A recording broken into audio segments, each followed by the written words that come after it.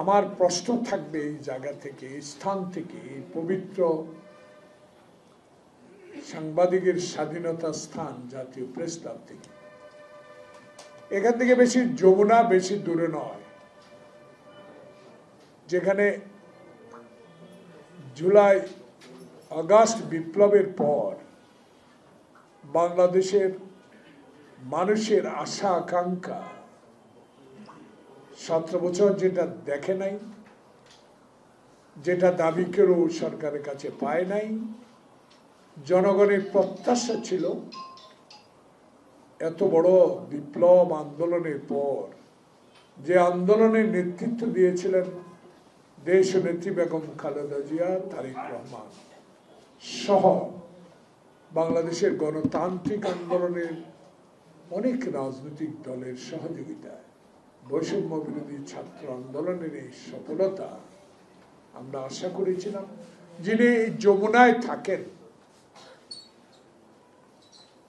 তার উদ্দেশ্যে কয়েকটি কথা আমি ঢাকাস্থ সেনবাগ জাতীয়তাবাদী ফোরাম, যেটা অনেক 1990 সাল থেকে যেটা ঢাকায় চলমান রাজনৈতিক নিয়ে আলোচনা করে থাকেন, তাদের পক্ষ থেকে আপনার উদ্দেশ্যে বলতে চাই যে শহীদ মিনারে পল্লী বিদ্যুৎ সমিতির লোকগুলো আজকে অনেকদিন বসে আছে কেন?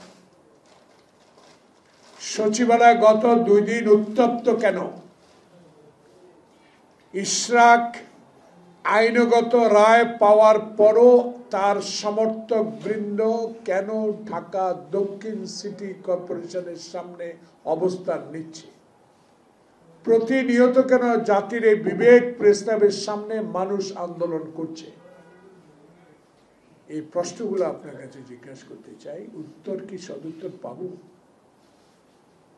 পাওয়ার যোগ্য মানুষ আপনি ছিলেন। আমরা আশা করেছিলাম আপনি এই কথাগুলোর সাফ জবাব দিবেন। 17 বছরে যেই নেত্রী মিথ্যা কথা বলে দেশ শাসন করেছে, ক্ষমতা ব্যবহার করেছে, পুলিশকে ব্যবহার করেছে, আইন শৃঙ্খলা বাহিনীকে ব্যবহার করেছে, বিচার বিভাগকে ব্যবহার করে অনৈতিক রায় দিয়ে বাংলাদেশের অবিসংবাদিত নেত্রী দেশনেত্রী বেগম খালেদা জিয়াকে কারাগারে রেখেছে। বাংলাদেশের আগামীতে যিনি জনগণের ভোটে নির্বাচিত হবার আমরা আশা রাখি, আল্লাহর কাছে দোয়া চাই, যিনি 10,000 কিলোমিটার দূর থেকে বাংলাদেশের জাতীয়তাবাদী শক্তিকে ঐক্য করে হাসিনা বিরোধী আন্দোলনকে সমর্থন দিয়ে, ছাত্র আন্দোলনকে সমর্থন দিয়ে শপথ এনেছে, তাকেও নিচ্ছিন্ন করার ষড়যন্ত্র যারা করেছিল, তাকে এই ষড়যন্ত্র থেকে এদেরকে বাঁচাবার জন্য একটি সুষ্ঠু নির্বাচনের জন্য আপনাকে সেই জায়গায় বসিয়েছি। আমরা তো জোর করে হাসিনার মতো 24, 14, 18 মতো তারেক সাহেব ক্ষমতায় যেতে চায় না। তারেক সাহেব তো ক্ষমতায় যেতে চায় আমার ভোট আমি দেব, রাতে নয় দিনে। মৃত ব্যক্তির ভোট নয়, ভুয়া ভোট নয়, গুন্ডার ভোট নয়, ভাইয়ের ভোট নয়। এমন একটি ভোট আপনি দিবেন, সেই কারণে আপনার মতো একজন যোগ্য ব্যক্তিকে যোগ্য স্থানে বসিয়েছিল। কিন্তু হতাশা, 9.5 মাস অতিবাহিত হলো, আপনার কাছে এখনো কেন সদুত্তর পাই না নির্বাচনে? আপনি বিদেশে যান সেমিনারে, জনগণ বলা শুরু করেছে আপনি তো কোন সরকারের আমন্ত্রণে কোথাও যান কিনা। যদি সরকারের কোন আলোচনায়, উন্নয়নের আলোচনায় দাওয়াত পেয়ে যেতেন, আপনি তো সেমিনারে যান। কিন্তু আমাদের প্রশ্ন, যাবেন সেমিনারে অবশ্যই, কিন্তু এই 9 মাসে বিদ্যুৎ খাতে কোনো উন্নতি করতে পারছেন? এই 9 মাসে ইন্ডাস্ট্রি খাতে, শিল্প খাতে আপনি কোনো উন্নতি করতে পারছেন? এই 9 মাসে আপনি কি আইন শৃঙ্খলার উন্নতি করতে পারছেন? এই 9 মাসে আপনি বিভিন্ন দাবি দেওয়ার সমস্যার সমাধান করতে পারছেন?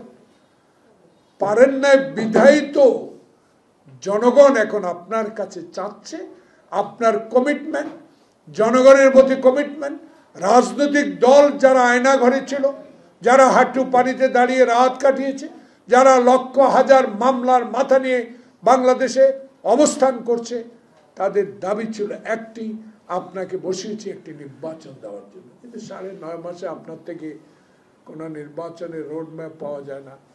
নির্বাচনের কথা বললে একটি পক্ষ আমাদেরকে প্রতিদ্বন্দ্বী করে আপনার। আমরা তো আপনার প্রতিদ্বন্দ্বী নয়। বাংলাদেশ জাতীয়তাবাদী দল আপনার প্রতিদ্বন্দ্বী হতেও চায় না, আপনার সমালোচনাও করতে চায় না। কিন্তু সমালোচনা তো জনগণ শুরু করেছে। 9.5 মাসে আপনি 9.5 মাসে আপনি একটি নির্বাচনের রোড ম্যাপ ঘোষণা করতে পারেন নাই। তার কারণ কি?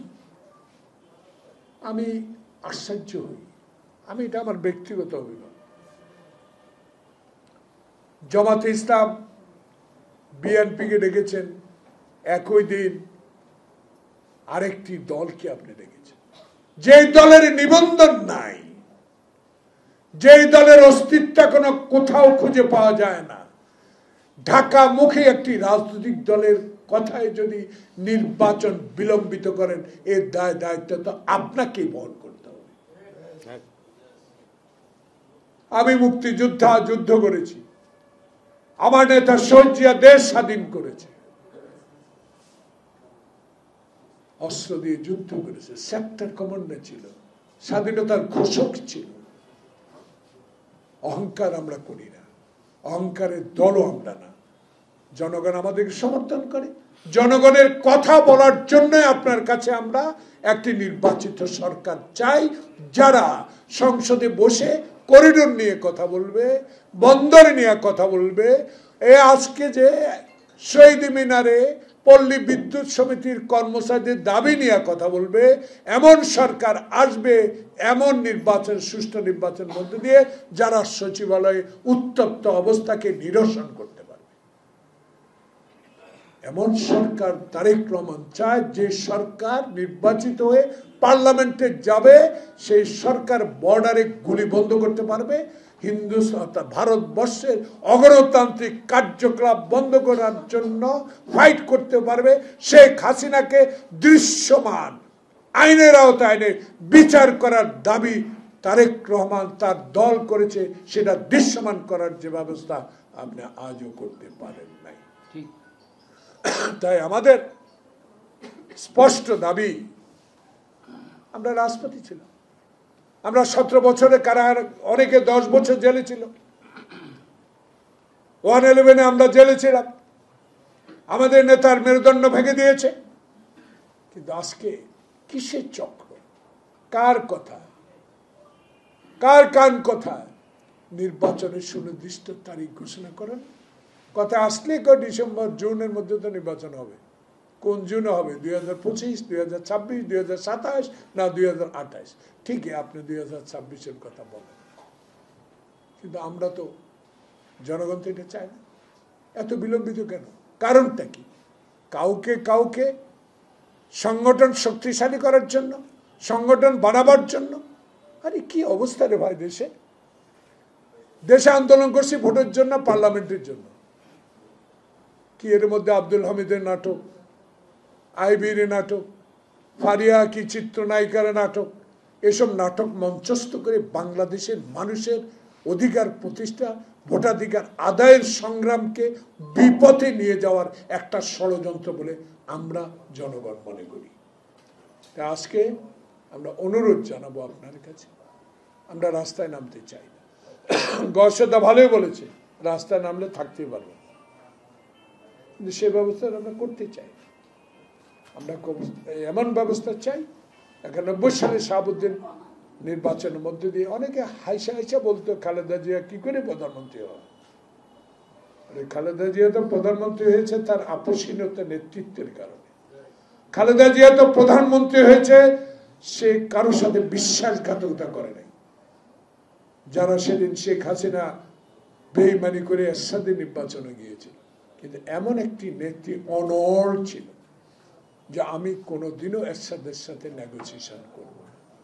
তা আমরাও আজকে সেই নেত্রীর গুণের গুণান্বিত হয়ে এমন একটি দলের সদস্য আমরা আমরাও ওয়াদা করেছি বাংলাদেশের মানুষের ভোটাধিকার ফেরত দেওয়ার জন্য আপনার উপর যেইভাবে আমরা কথা বলছি, অনুরোধ করছি, দাবি পেশ করছি, সেই দাবিগুলো আদায়ের জন্য এখনো বলে যাব, অনুগ্রহ করে এখনো প্রয়োজনে ডিসেম্বরের আগেও নির্বাচন দিতে পারেন আপনি।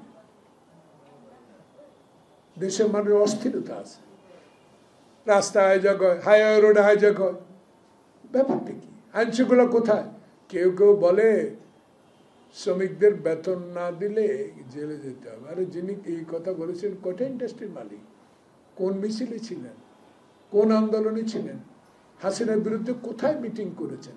এখন তো পতাকা বাই গাড়িতে চলেন, উপদেষ্টা হয়ে গেছেন, কথা ইন্ডাস্ট্রি করেন, বিদ্যুৎ দিতে পারেন না, গ্যাস দিতে পারেন না, বেতন দিবে কোত্থেকে?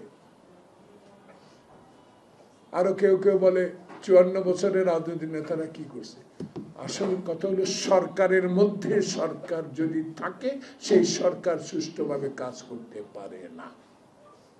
তাই আপনি স্পষ্টবাদী, আমরা জানি, আপনি স্পষ্ট ভাষায় আমরা আপনার কাছে বলতে চাই, দয়া করুন, অনুগ্রহ করুন, একটা নির্বাচনের তারিখ রোডম্যাপ দিয়ে দেন, আজ দেন, কাল দেন, তারিখ তবে নির্বাচন ডিসেম্বরের মধ্যে হতে হবে। সবাইকে ধন্যবাদ। আসসালামু আলাইকুম।